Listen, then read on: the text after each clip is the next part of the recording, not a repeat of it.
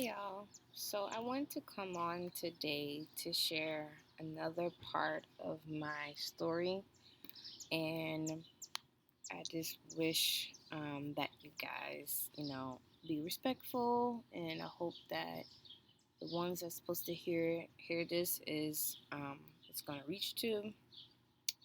But I want to come on and discuss a part of my life that I had to go through grief and what it taught me and how it built me to be in who I am at this moment. So yes, I'm on my porch. I'm outside, so you're gonna hear people talk. Sorry, I'm a porch girl. Um, but I wanted to come on and discuss losing my mother at a young age and how that really built me, and then also losing one of my sister's husband as well. He was like a he was like a father figure to me, and then recently losing my dad. So going back, and all these old emotions gonna come up, so bear with me. Um, my mother and I had a strange, but we had a relationship, and you guys did hear in the first part of my story that sadly I was um, traumatized, being raped at a young age, and I wish that she did her best to um, stop it. And but I'm glad that my sisters did step in, and I'm glad that I was able to voice my opinion. Um, but my mom was dealing with being an alcoholic. She literally was a functioning alcoholic. You literally couldn't tell. She can be sitting right next to you. You can tell like she was normal. Um, but we all knew. And I love my mom dearly, and I care for her a lot. And yeah, I'm trying not to cry. But my mom wasn't a mom. I was a mom to a mom. And just remembering my little self being in Twiggs County, that's where I'm from, Macon, Georgia. Just remembering the times I had to hide bottles, pour alcohol down the drain, just so I could have a mom. Or in the fact that, I had to understand at a young age her patterns. And my mom was also a diabetic, I believe through pregnancy, and she kept it. Um, but understanding, I had to understand her patterns to the point where I was the one that was calling 911, and I was the one helping her get back to health at a young age. And that part of my life I didn't like, really didn't like. But, I love my mom, and at the time I didn't know that it was her that she needed to do this work in order to get better. But there had to be a reason why my mom was drinking so much. And again, my whole entire family were or probably still are alcoholics. Um, I don't know what happened to them when they was younger, but I could put pieces together. Um, here as I'm telling my story. But that part of my life I did not like, and when I when my sister took me in, I believe like 7, 8 years old, and I left Georgia, and my mom was still down there. There was a period that I did go back down there because she came and got me. Um, but then I officially stayed in Boston afterwards. But when I was separated from my mom during those times, when I tell you I had such a deep connection to my mom that I would have dreams that she was like, having episodes. Um, so my sisters, well, one of my sisters mostly would call down to check on her. I tried my best um, to call. Um, Now, with this part of the story, of my story, of my angle looking at it, I didn't understand my older sister's relationship with my mom. I know they had a very strange relationship where she didn't really talk to her as much. Um, and when I wanted to call, because again, I was young, I had to use their phone until I got mine's, but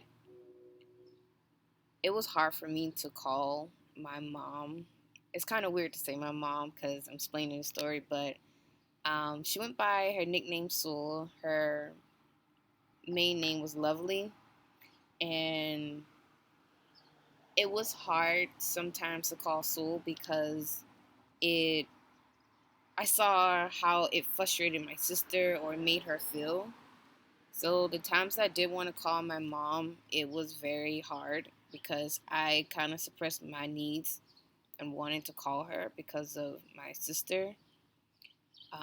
And I didn't want to make it seem as though I was not grateful that she was taking me in. Well, both of them took me in, but my older sister, I live with my older sister. Um, so that part, I was kind of hesitant with sometimes calling my mom, but my other sister would tell me to call and check on her. But again, I was a child. I was getting used to my nieces. I had my two sisters, had two nieces. When I came up here, my two sisters had two daughters, so I had two nieces when I came up here. So I was getting used to them, playing around with them, being a child, and um, this was 2007, and I remember, school's around the corner, September, and September 1st comes, and I was getting ready, because I know I always started school early before everyone, charter schools, but I just remember that there was a weird feeling that day, September 1st, because my second older sister told me to call my mom, but I was occupied at the time. So I said, "Oh yeah, I'll call her later. I'll call her tomorrow." I said, and I was 13, and we go to bed like normal, and I just remember I didn't sleep well that night, and I was tossing and turning, and it, I remember I turned over because I heard my mom's voice come to me, and I heard her say goodbye, but then I'm like half asleep, awake at the same time, and I said out loud, "Oh, I'm gonna call you later." And I was rolled over. At this time, I did have a phone. I remember I rolled over and it was 4 o'clock a.m. 2 hours passed or how long passed, and I just remember hearing my older sisters and like their kids in the living room all of a sudden, and I'm like, in my head, I'm like, I thought they were just over, but I was still sleeping. So, um,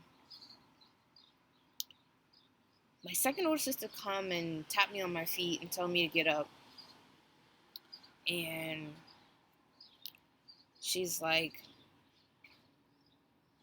"Oh, come on, Kiki, come here." And I see everyone in the living room. like half asleep, but I'm like, okay, why is everyone here, you know? So I just remember my second older sister pulling me in, and I remember my older sister, I believe she was sitting down, and the kids was like around, and I just remember my second older sister telling me that Sue passed. As she's holding me, hugging me, I'm kind of mentally confused because I just heard her say something of goodbye, but then I remember telling her, "No, I'm gonna call you later," and I just remember like this whole rush of emotions coming, and well, me crying at the moment, and I'm just like upset, sad. I'm like, how can you do this to me? You know. And I know this is probably like past 10 minutes now, but this was the first time I felt that she was like I knew that my mom was gone officially this time, but before knowing that my mom had an issue with alcohol, I knew she wasn't really there because of her addiction. But now knowing that she was like really gone from this earth really hurt because now I knew I never had a chance at having a mother. But whew, that was really tough. Still is, because I grieve from my mom. Um, Grieving never stops. So I may break this video up in portions because it is a lot. So, um, but I want to say that if anyone that ever lost their loved ones, that it is tough when you're going through it and you don't know why you had to lose that person, and just know that you're gonna get through this and they're always gonna be with you. So yeah, I'm gonna continue this in another video because it's a lot, and this is pretty long already, but I'm gonna break this up in sections. But yeah, so hearing that my mom passed was very traumatizing to me because I already did technically lose my mom through by alcohol, and that was really tough. So now really officially losing her was like really painful. And my mom passed away because she actually either sprained or broke her leg like the week before. I believe that she fell on ice, or she fell, and the night before, I believe they said that she didn't elevate her leg, but then also my mom was mixing alcohol with her painkillers with her diabetic medication, so it was a lot on her heart, so that's why she passed. Um, and that was really hard to take in, and I just know that when it comes to losing someone, it really feels like the world ends, like the world's about to end to you. Um, you don't know how to process it. You're going to be angry. You're going to be sad. You're going to go through all their emotions. Um, but I definitely had a good support team. My sisters, even though they was grieving, um, going back to Georgia was very hard for me because, I was going to go bury my mom. And technically, I didn't get to bury my mom because of family issues. And sadly, our grandmother didn't allow us to the funeral. Um, but we did go to the wake. Um, let's just say, my family is very toxic. Yeah, I know it's a word that's been thrown around, but my family has a lot of history with fighting, alcohol, and people brainwashing each other with certain things. But I didn't get to bury my mom, and that was very tough. But fast forwarding to, well, no, not fast forward. When I was in Georgia and had to return, this part was hard because I had to now be around someone that used to harm me, and they was also grieving for a mom of losing their mom. And I just remember that it's not about me, it's about us losing our mom. And I just remember my sister tell me go hug my brother and console him. That was very hard at the same time. um I just saw him as a little boy. I didn't see him as that person. And my brother had mental issues as well, and we all was grieving, and it was really hard for all of us, and it was very difficult to see my mom in a casket because that was one of my nightmares, and I never wanted that to come true. And that was now it kind of made sense that when I went back down there and when I was that night before me tossing and turning, I knew something was wrong, but I didn't know. Um, and when I got that message from my mom that she said goodbye to me, that was really tough, but it was definitely,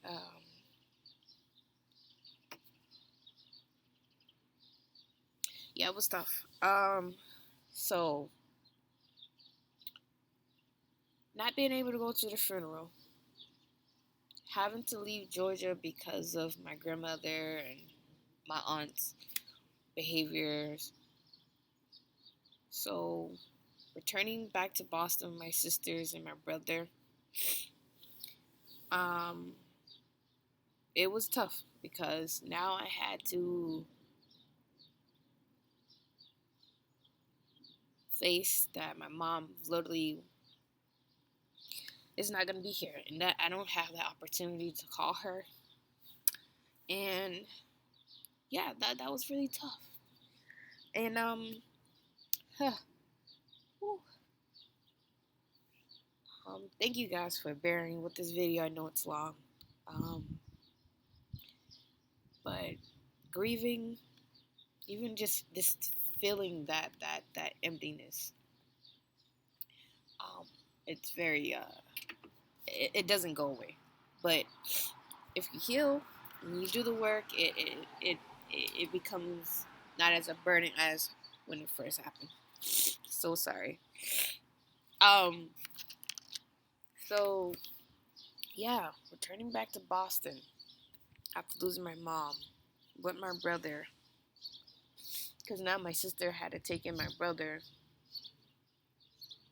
because he couldn't stay because sadly somebody burnt my mom's house.